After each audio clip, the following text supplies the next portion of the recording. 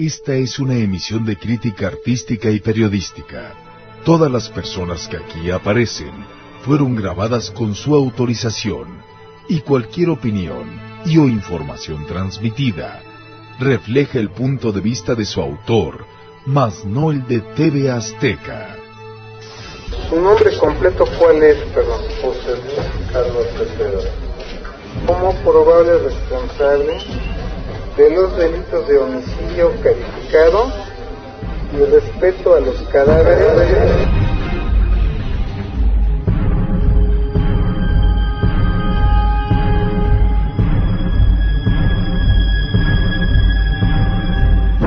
El viernes 5 de octubre de 2007, Alejandra Galeana Garavito, una empleada farmacéutica de 34 años de edad y madre de 2 hijos, desapareció misteriosamente.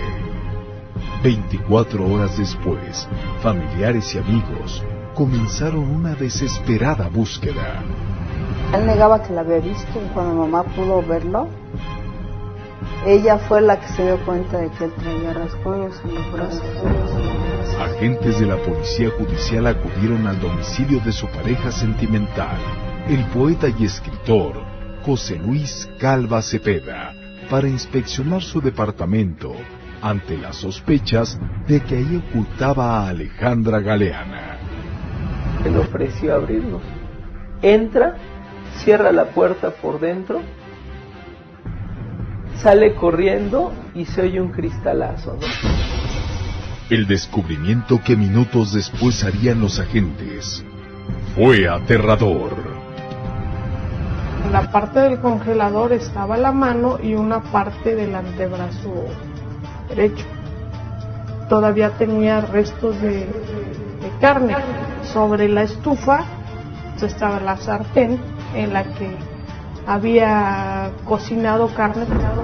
Hoy, familiares, amigos y la madre de una de las hijas de José Luis Calva Cepeda relatarán la historia del caso más impactante en la nota roja mexicana: el caníbal de la Guerrero.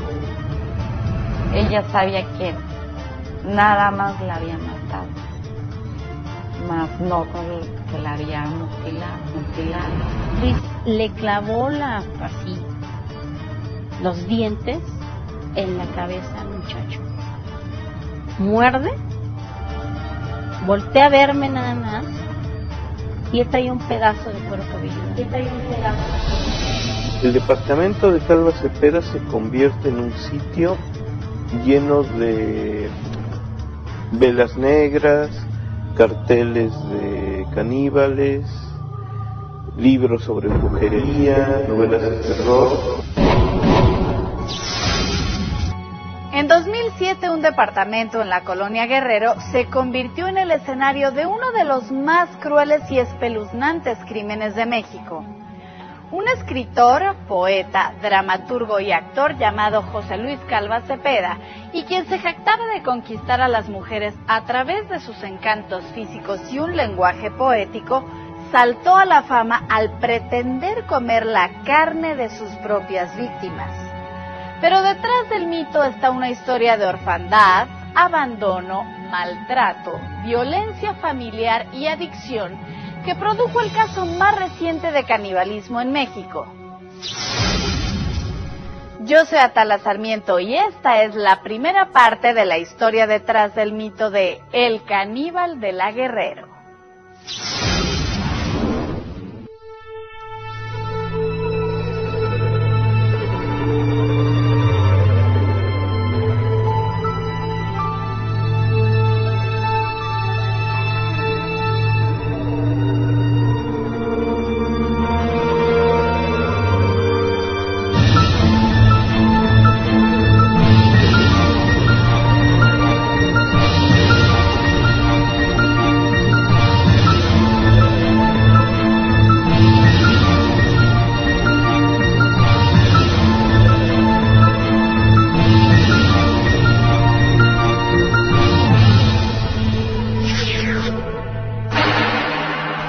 La madrugada del 8 de octubre de 2007, elementos de la Policía Judicial del Distrito Federal interceptaron a José Luis Calva Cepeda, hombre que se ufanaba de ser pintor, actor, dramaturgo, escritor y poeta. Calva Cepeda fue localizado en un parque de la colonia Guerrero, ingiriendo droga. Era el principal sospechoso de la desaparición de Alejandra Galeana Garavito, su pareja sentimental, y quien 3 días antes había salido de su domicilio rumbo a su trabajo, al que no llegó. Hoy me llama mi hermana Edith y me dice que no había llegado a trabajar. Le digo, ¿cómo? Si ella se salió de aquí. Y de hecho, ese día nosotros llevamos a su niña al doctor. Y ella estaba con ese pendiente. Y el que yo le haya marcado y ella tuviera el celular apagado, pues ya fue extraño. Porque ella no apagaba el celular para nada y más que nada por sus hijos. De ahí nos empezó a extrañar. Custodiado por 2 agentes de la Policía Judicial, Calva Cepeda fue llevado hasta su departamento ubicado en el interior 17 de la calle de Mosqueta 198 para inspeccionarlo. Hasta entonces, Cepeda se había mantenido sereno, pero una vez dentro, emprendió la huida. Saltó por la ventana y se lanzó desde el 4º piso. Él ofreció abrirnos. Entra, cierra la puerta por dentro, sale corriendo y se oye un cristalazo, ¿no? Al caer, Calva fue accidentalmente arrollado por un taxista que le provocó un traumatismo en la cabeza. Malherido y atendido por paramédicos de la Cruz Roja, José Luis fue detenido por la policía. Pero la historia de terror estaba por comenzar.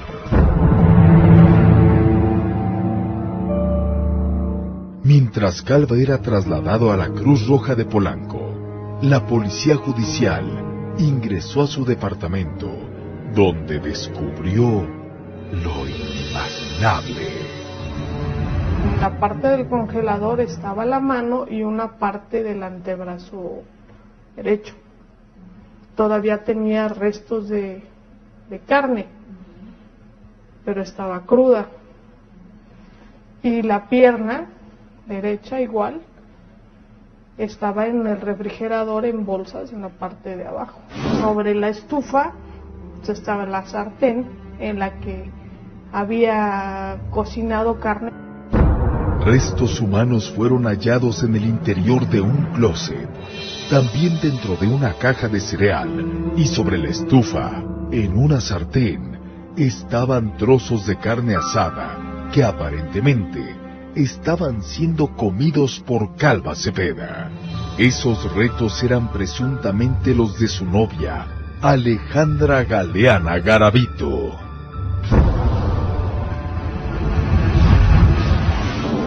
Tras su nacimiento ocurrido el 20 de junio de 1969, José Luis Calva Cepeda se convirtió en el hijo consentido de la familia.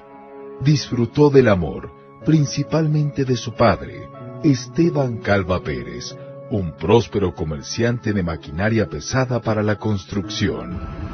Era el consentido, todo el mundo lo traíamos para arriba y para abajo, obvio por ser el más pequeño. A punto de cumplir 2 años de edad, José Luis Calva perdió al ser que más lo amaba, su padre. Él es el que abre la puerta del baño y encuentra a su padre muerto. Para él fue, bueno, más que impresionante. De un infarto, cuando yo tenía 3 años, José Luis tenía 1 año, año y medio. Mi mamá enviudó y es cuando estuvimos ya prácticamente nada más con ella. A partir de la muerte del padre, la familia de los Calva sufrió un trastorno contraproducente. Su madre, Elia Cepeda Camarena, empezó a tener una vida desenfrenada. Sostuvo relaciones amorosas con varias parejas, dilapidó el dinero heredado por su esposo y abandonó y descuidó a sus hijos. La madre empieza a tener muchas parejas sentimentales, empieza a usar el dinero que el papá les había dejado, ¿no?, a través de su trabajo. Esta conducta provocó el desequilibrio emocional de José Luis, cuya personalidad se transformó a la de un niño rebelde y distraído. Empezó pues ya a cambiar la relación con mi mamá al tener ella ya parejas, al estar llevando amigos, digamos, ya empezamos a ver el cambio de mi hermano, a ser más distraído, más alejado de la familia. Los primeros problemas de conducta aparecieron a sus 8 años de edad. Maquinaba hábiles formas para evadir sus responsabilidades y tenía constantes conflictos con sus profesores. Era estarle hablando a mi mamá constantemente, la mandaban llamar y pues hasta en ocasiones no iba, ¿no?, mi mamá a la escuela y ya agarraba una persona fuera en la calle, mi hermano, y la pasaba como tía o X para que no fuera incluso mi mamá, ¿no?, que no lo fueran a regañar. Paralelamente fue en su infancia que José Luis Calva comenzó a mostrar habilidades para la escritura y la poesía, expresando en sus escritos la necesidad de amor y el rechazo que sentía de su propia madre. Se ponía a hacer sus poemas desde chico, quería escribir y yo decía, te hice este poema, te hice esta carta, mamá. Pero los encuentros con su progenitora, la mayor de las veces, terminaban en castigos, regaños, golpes e incluso torturas. En una ocasión una cigarrera la descompuso por estar jugando con ella y desde el tercer piso las escaleras lo empezó del cabello a golpear, ¿no? Esto no se agarra, y así lo empezó a bajar. Les pegaba en los pies y en las manos con el cable de la plancha. Lo golpeaba mucho, de hecho de cualquier cosa eran golpes. A Luis en alguna ocasión le quemó las manos en la parrilla de la cocina porque a una de sus hermanas se le perdió una cámara fotográfica. Resulta que se la había escondido el hermano mayor, pero pues le echaron la culpa a Luis. Entonces la mamá lo que se le ocurrió hacer fue amenazarlo para que dijera la verdad, poniéndole las manos en la estufa y abriendo la llave, ¿no?, para que estuvieran prendidas las parrillas. Este tipo de agresiones y torturas físicas de su madre marcaron los primeros relatos poéticos de José Luis. Todas tienen que ver con el reflejo de mi mamá. Todas vienen a reflejar en algún párrafo el dolor, lo que él sentía de niño, ¿no? Maltratos que nunca causaron culpa ni arrepentimiento a la madre, que ignoró también la violación que sufrió José Luis a manos de un vecino. No le creía por cuestión de ¿cómo crees que te van a hacer eso? No es cierto, ¿no? Y prefiero mejor ponerle más atención a mis parejas que a lo que mi hijo me está diciendo y checarlo, ¿no? Y simplemente ves el cambio en una criatura psicológicamente, emocionalmente, cómo se comporta, lo llegas a notar y pues no le importó en ese momento a mi mamá. Este episodio va a marcar profundamente a Calva Cepeda, incluso va a hacer que él defina una bisexualidad ya en el futuro, en el desarrollo de su vida. El rechazo, desinterés e indolencia de su madre provocó al futuro escritor la necesidad de llamar la atención.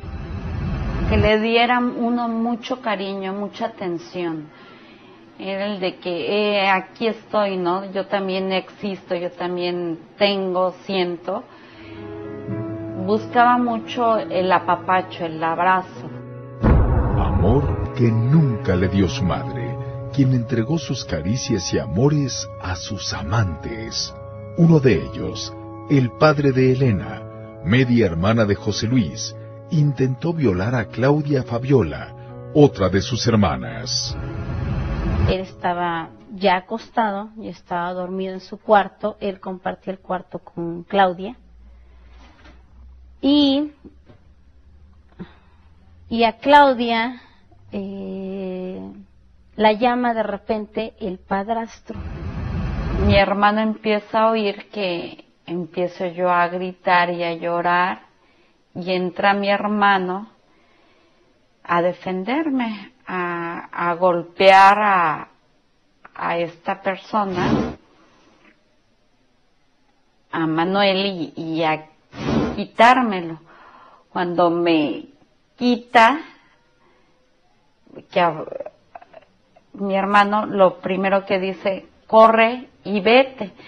Agarró nada más un suéter, me lo aventó, y él golpeando, forcejeando con esta persona, obviamente mucho mayor que él. Y la mamá lo corre de su casa, a los 11 años. Lo hizo a vivir con los niños de la calle, en las coladeras, obviamente donde las drogas y la prostitución. Alejado de su familia, solo y sin más compañía que otros niños de la calle, José Luis se introdujo a la drogadicción, el alcoholismo y la prostitución.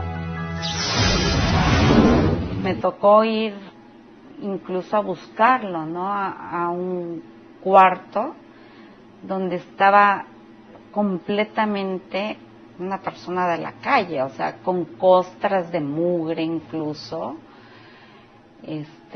focos reventados de la droga, muy mal, muy mal.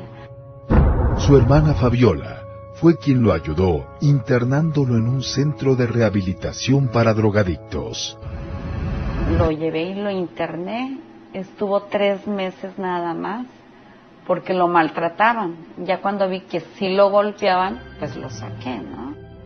Pero afuera, nuevamente recayó en las adicciones y comenzó a prostituirse hasta que, acabado físicamente, regresó a la casa de su madre. Después de que él está prostituyéndose, cuando vive en la calle, él termina regresando con su familia, con su madre, y viviendo ahí otro tiempo. Fue en ese periodo que José Luis Calva conoció a Patricia Tenorio, con quien luego de varios meses de relación e intentando estabilizar su vida emocional y sentimental, se casó y procreó a su primera hija, Viridiana. Pero la relación pronto se fracturó debido a los problemas económicos de Calva, suscitándose fuertes y constantes discusiones en la pareja. Tenían bastantes problemas, que él se comportaba agresivamente con Patricia y Patricia a la vez, ¿no? Y que ahí ya hubo diferencias de económicas, ¿no? Si no me das todo lo que quiero, fue cuando supe que se divorciaban. Nuevamente solo, José Luis Calva volvió a su inestabilidad laboral y económica. Obviamente me dolía, ¿no? Yo no podía soportar a mí cuando me pedía dinero, yo le decía, no, ¿qué quieres? Yo mejor te lo compro, ¿no? Ya sea una playera, quieres ir a comer, te invito a comer lo que sea, pero dinero no. ¿Para qué? Para no, que no lo invirtiera en drogas. A mediados de los 90, y con el apoyo de su hermana Claudia Fabiola, José Luis obtuvo un crédito para asociarse como chofer en una flotilla de taxis. En México, el satanismo la magia negra y la santería han sido asociadas a eventos que promueven la muerte y el sacrificio de animales, e incluso de personas. Sin embargo, su culto no está prohibido, por lo que millones de personas siguen profesándolas. José Luis Calva Cepeda se estableció en una base de taxis ubicada en la zona rosa. Ahí conoció a quien sería su segunda pareja sentimental y madre de su segunda hija. Yo trabajaba de imitadora en todo lo que son bares de zona rosa. Yo salía como a las 3 de la mañana. Íbamos mi hermana y yo. Entonces pues sí se nos hacía como un poco arriesgado tomar, ya sabes, un taxi de la calle. En la esquina de Florencia y Hamburgo estaba un pequeño sitio de taxi. Él me ofreció llevarme a mi casa todos los fines de semana, porque yo trabajaba viernes y sábados ahí en Zona Rosa. Me ofreció llevarme a mi casa todos los fines de semana para que yo no tuviera problema de transporte. Y ahí empezamos como así que a frecuentarnos, ¿no? Yo siempre los vi muy cariñosos, muy dulces, mucho apapacho. Te digo que a él le encantaba hacer faramayas. Entonces para todo ay, es que es mi reina, y traerla de arriba abajo y sobre todo a su hija, ¿no? Que es su orgullo. Desde el primer momento, la impresión que Anel tuvo de Calva Cepeda fue la de un hombre amable, atento y culto, aunque con el paso de los días, esa imagen se trastornó. Él me dice que es casado, pero que se estaba separando de su esposa. Era una persona que se quedaba de repente callado y de verdad lo veía así, era una nostalgia muy grande la que él tenía, ¿no? Una tristeza muy profunda. Pero una tarde, luego de que su expareja Patricia Tenorio se llevara del departamento que había compartido con José Luis durante su matrimonio sus muebles y pertenencias, Calva Cepeda se transformó en un hombre sumamente violento. Desató su ira contra todo lo que estaba a su alrededor e incluso arremetió contra Anel. Él empieza a gritarle a Patricia como si Patricia estuviera ahí, presente. Empieza a romper cosas y empieza a decirle, eres una tal por cual, te vas a morir, te voy a encontrar, te juro que te voy a encontrar y te voy a matar. Cálmate, mira, todo va a estar bien. Fue un error el decirle tranquilízate, porque lo único que me gané fue que él me aventara hacia un rincón de la recámara donde estaba él rompiendo fotos y cuánto papel se encontraba y lo poquito que había quedado, ¿no?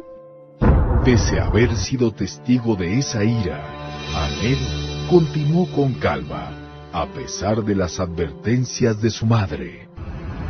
Él habla con mi mamá.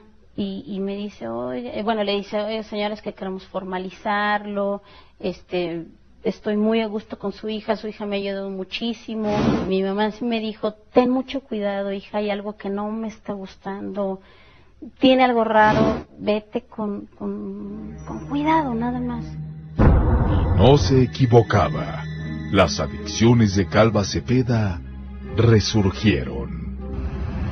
El alcohol circuló en cantidades bastante grandes y yo en ese momento, a mis 18 años, pues yo creía que nada más era alcohol, pero pues finalmente, pues sí, ya después de todo lo sucedido y ya al momento de vivir ya con él, fue cuando me di cuenta de que lo combinaba con otras cosas. Él combinaba el alcohol con cocaína. Pero cocaína en cantidades también bastante abundantes.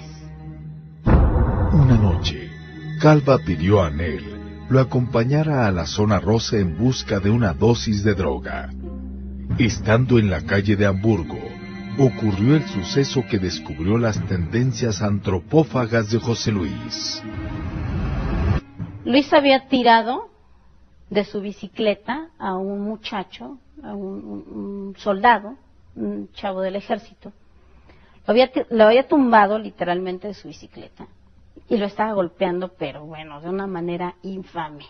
Luis disfrutaba de verdad pegarle a este muchacho. Era como si él estuviera haciendo que Patricia pagara que se había llevado a su niña a través de esos golpes. En el clímax de la pelea, Luis le comenzó a azotar la cabeza contra la defensa de un Volkswagen, de estas defensas de metal.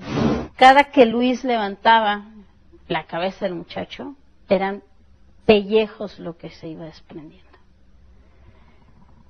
Lo último que yo alcancé a ver, que fue como que lo que más incluso me llegó a sacar del estado y a salir corriendo, a decidir que yo salía corriendo, fue que Luis le clavó así los dientes en la cabeza al muchacho, muerde, voltea a verme nada más, y él traía un pedazo de cuero cabelludo entre los dientes. Estos incontrolables y abruptos actos sangrientos, según Anel, se acentuaban en las noches de luna llena. Ya en la noche me dice, te voy a pedir un favor, es que hoy es luna llena, dice, necesito que me amarres. Y yo decía, pues, ¿que la amarre para qué? ¿O con qué sentido? No entendí. Sí, le pregunté yo, pero ¿cómo quieres que te amarren? Necesito que me amarres porque yo en luna llena me transformo de una manera muy fea. Cerca de las 12, Luis está acostada en la cama, Luis empieza a hablar completamente extraño, no se entendía qué era. Empieza a azotarse en la cama, empieza a convulsionarse en la cama. En el momento en el que él empieza así, él toma una como venda, se amarra las manos.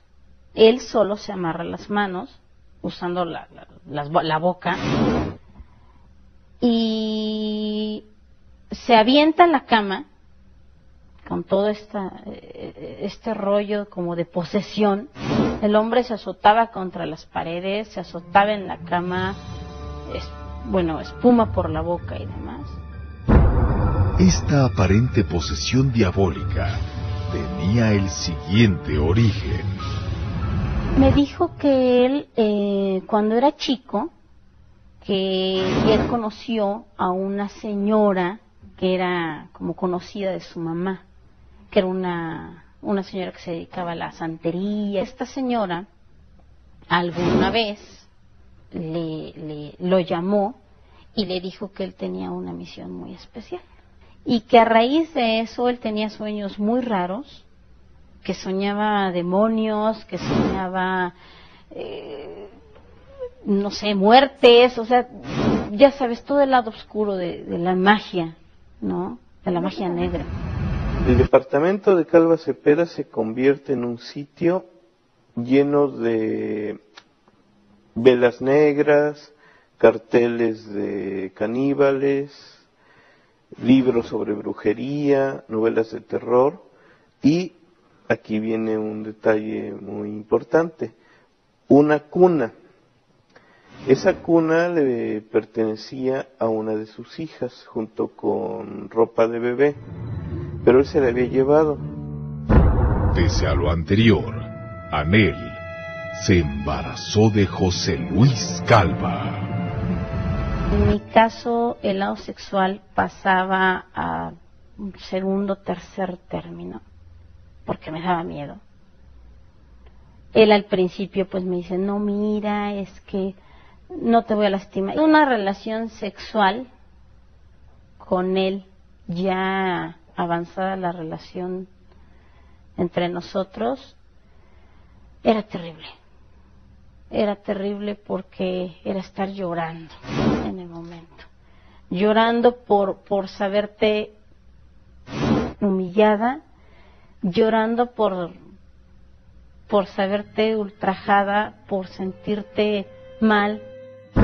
Durante el embarazo, Anel soportó la conducta bisexual de Calva Cepeda, permaneció gran parte sola y dio a luz una niña que, siendo una bebé, una noche, y mientras dormía en su cuna, estuvo a punto de ser quemada. Llegó completamente alcoholizado, llegó con droga. Empezó a mencionar a Patricia, decía que la odiaba, que se había llevado a su hija. Empezó a gritarme a mí, a decirme que yo iba a hacer exactamente lo mismo, pero que antes de que yo pudiera, él nos iba a matar a las dos. Él saca una botella de alcohol y la empieza a rociar en la cama, en las cobijas. Y trae unos cerillos, saca unos cerillos y prende un cerillo y me dice, ahorita mismo voy a quemar a tu hija. Empecé a forcejear con él, retiré el alcohol, pateé los cerillos. No quería que nada de eso estuviera a su alcance. Él acabó en el piso, se pegó en la cabeza y quedó inconsciente unos minutos. A mí no me importó, lo único que yo quería era que a Frida no le pasara nada. Cansada del infierno de una relación llena de actos extraños, adicciones y violencia, Anel trató de alejarse de Calva, pero entonces recibió amenazas de muerte. Va a matar a mi mamá, va a matar a mi hermana. Él me hablaba de descuartizar a mi mamá. Él me describía cómo iba a matar a mi mamá. Y me decía que me la iba a envolver en una caja y me la iba a dejar en la puerta del departamento. Para entonces, Cepeda se había adentrado al aprendizaje de la santería, por lo que comenzó a sentirse un ser divino y superior. Según él hacía limpias, te quitaba el mal, tenía, según él, ese don de poderte ayudar, de quitarte los males y jalarte el mal ojo, digamos, o lo que te estén haciendo, ¿no? Te empiezas a dar cuenta de que hay una serie de justificantes o una serie de menciones hacia sí mismo como una persona maravillosa. Aquí evidentemente ya se está desprendiendo de la realidad y necesita a alguien que le ayude a seguir creyendo esta parte de que él es una persona superior. Dice, sánate en mí y libérate de ti, porque tú eres fe y yo soy creación. A esto para algunos podría sonar a una cuestión de grandeza, porque está por encima de los demás. Yo soy la creación, casi es sentirse una especie de Dios, ¿no? Pero en enero de 1996, Calva Cepeda, cuya hermana asegura fue violado siendo un niño, violó a una menor de 8 años de edad, hija de una mujer que trabajaba con la madre de Anel. No había nadie.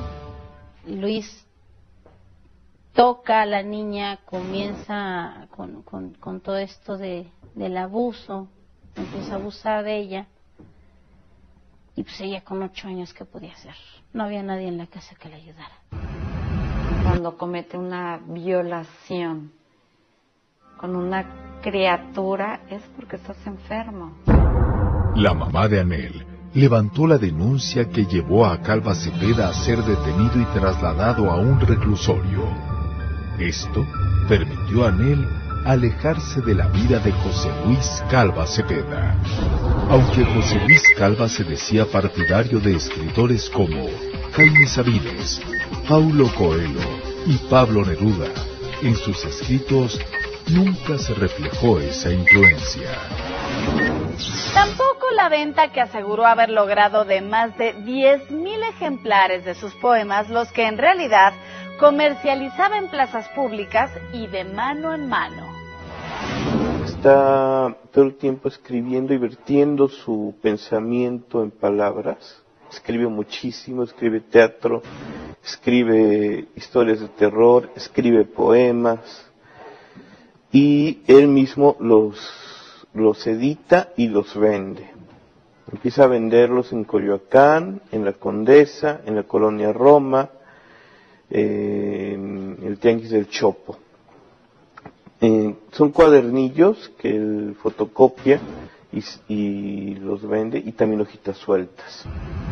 Menciona que su poemario tiene un tiraje de 10,000 ejemplares. Yo quisiera saber qué poeta tiene un tiraje de 10,000 ejemplares, sobre todo un poeta desconocido, ¿no?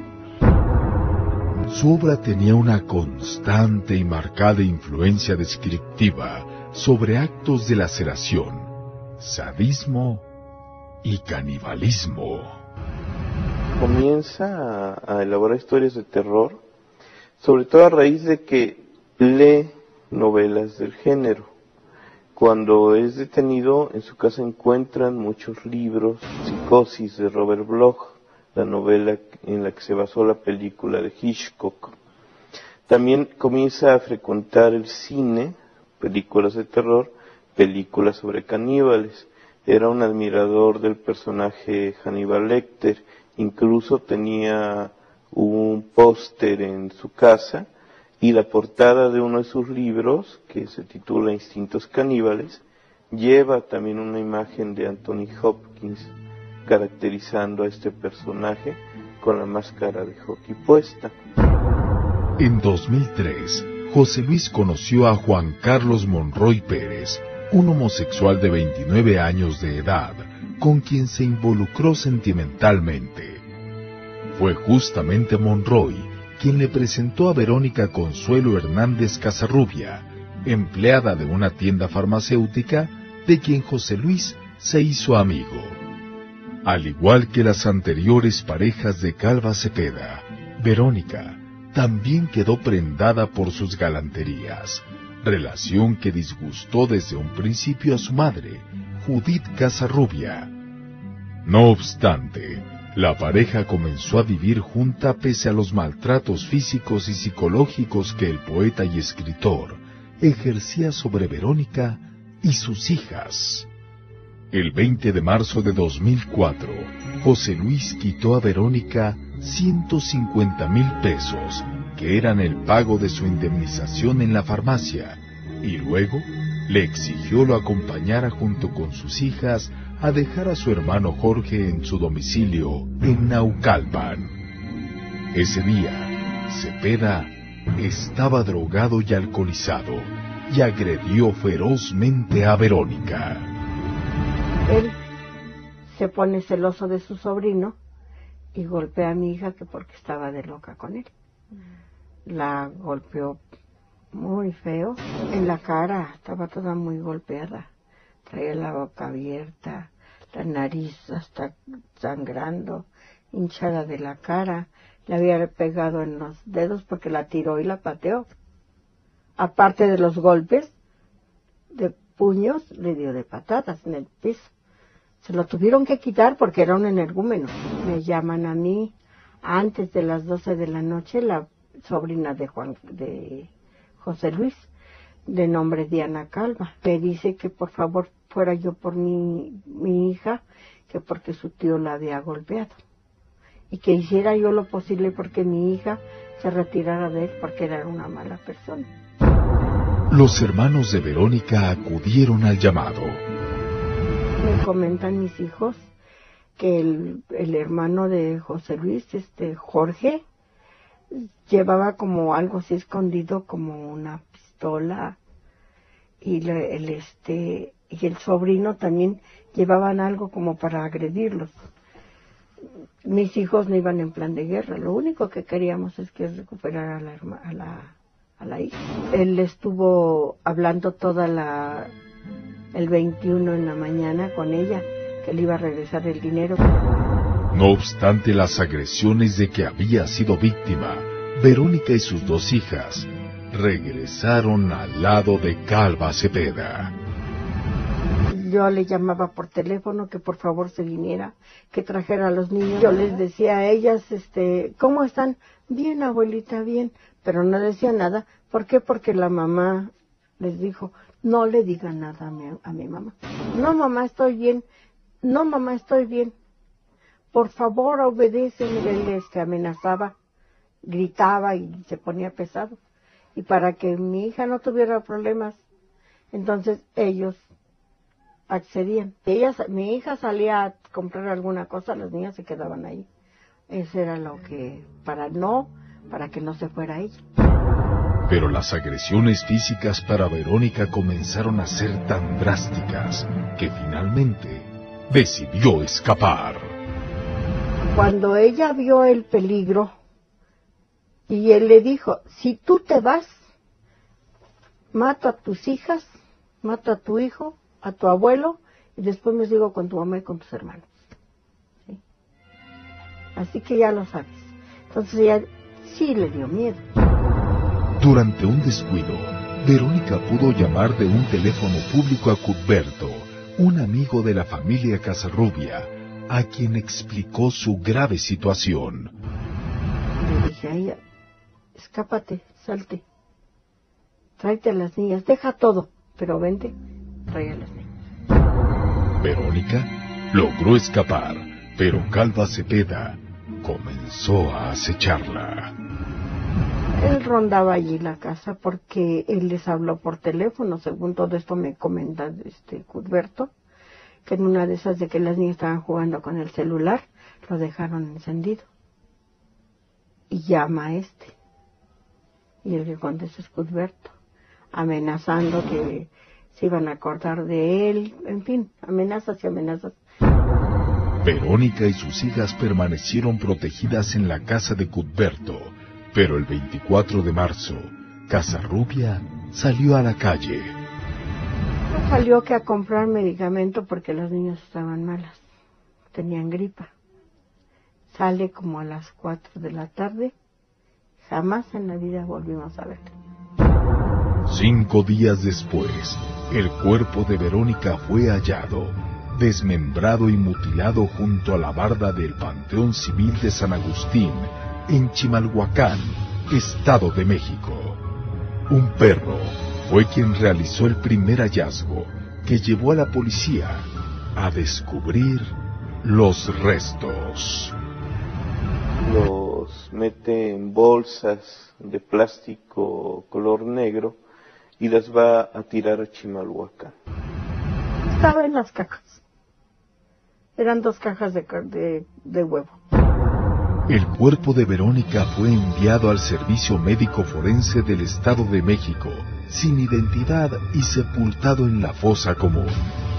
Tras una persistente búsqueda, su madre sabría de su paradero 1 año después, cuando la Procuraduría le mostró estas fotografías de los restos.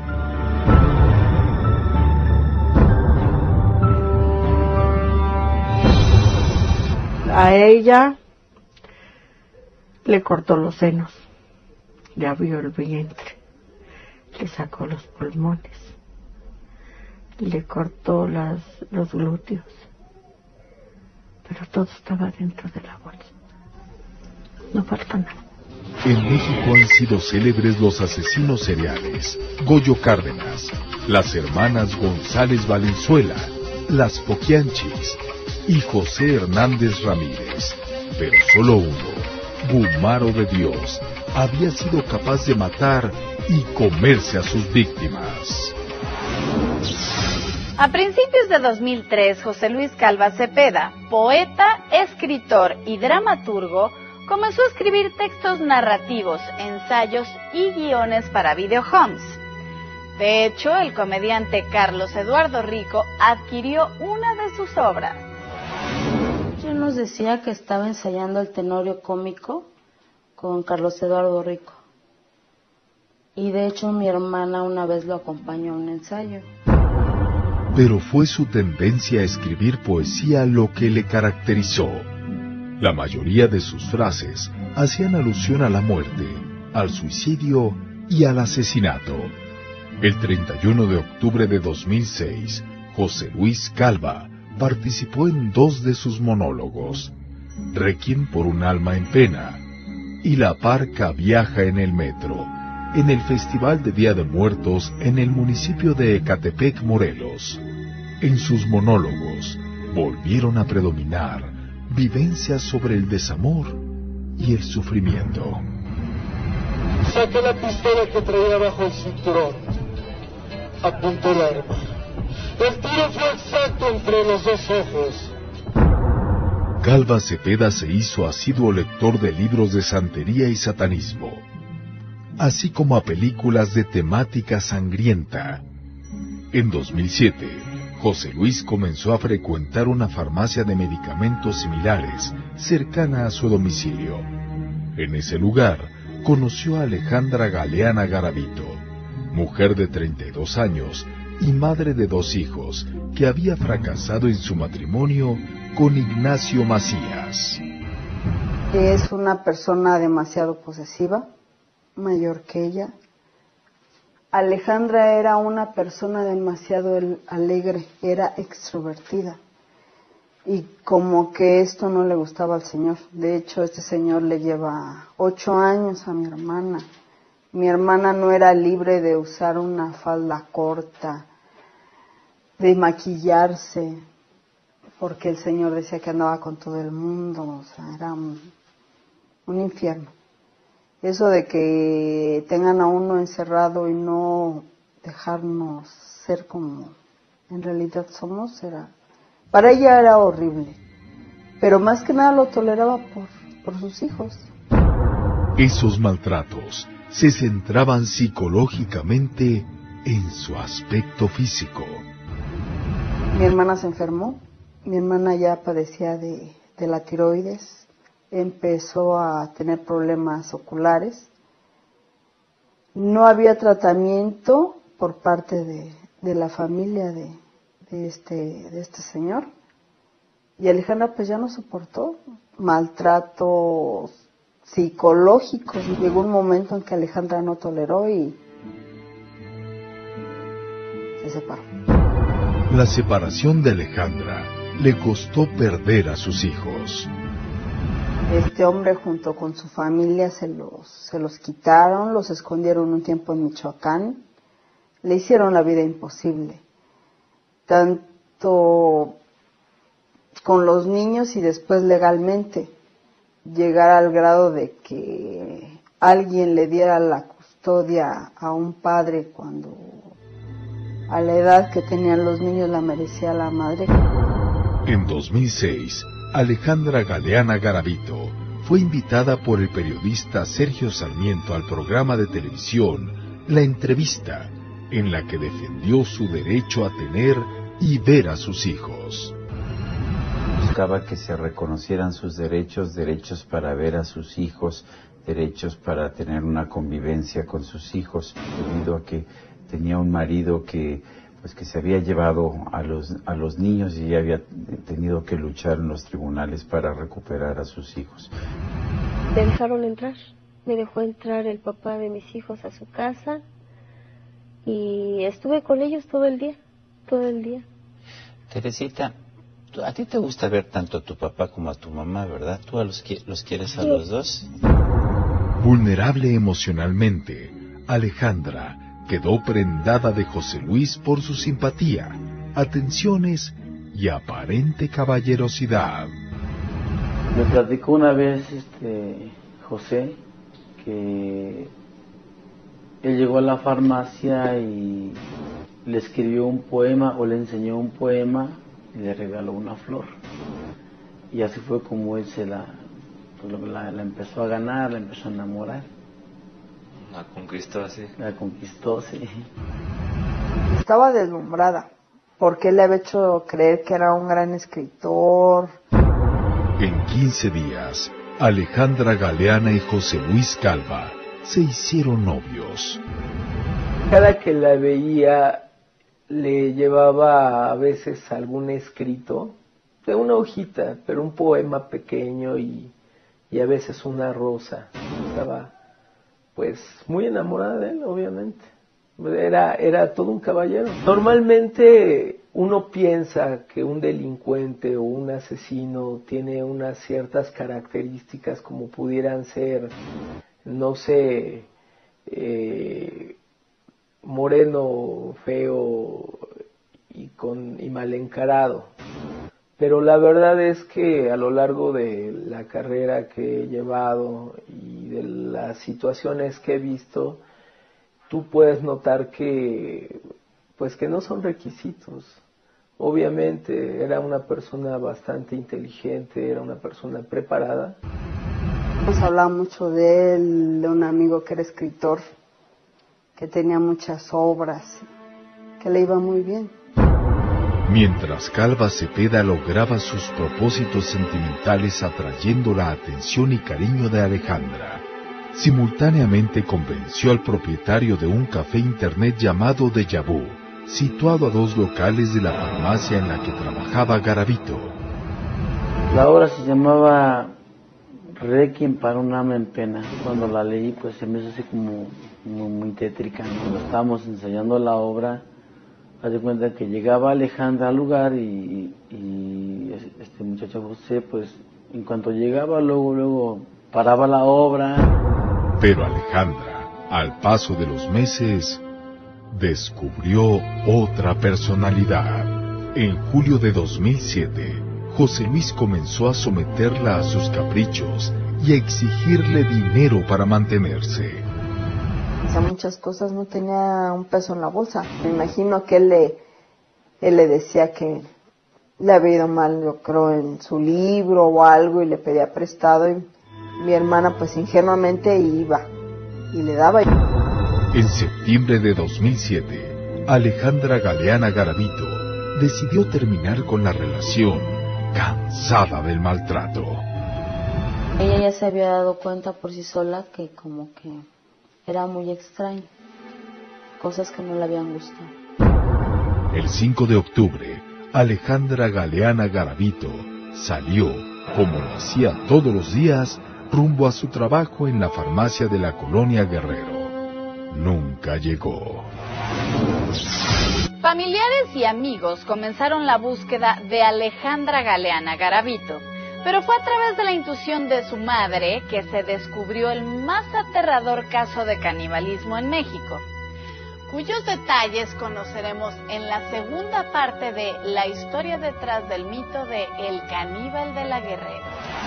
Pienso en la mutilación, en el desmembramiento de dos extremidades. Yo soy Atala Sarmiento. Hasta la próxima.